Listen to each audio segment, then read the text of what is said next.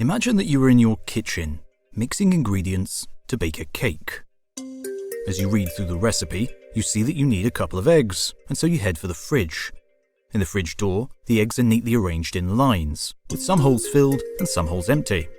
You close the door and get back to your baking, thinking little of the remaining eggs.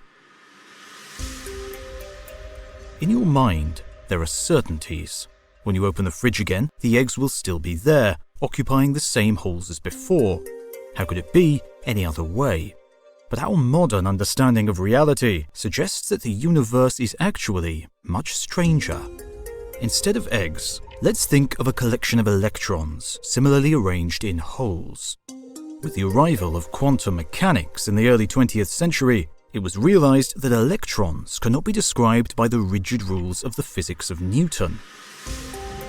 Instead of exact positions and velocities, electrons were described by probabilities. We can only talk about the chance of finding an electron here or there, and if we observe an electron in a particular hole, it will have a probability of being in the other holes,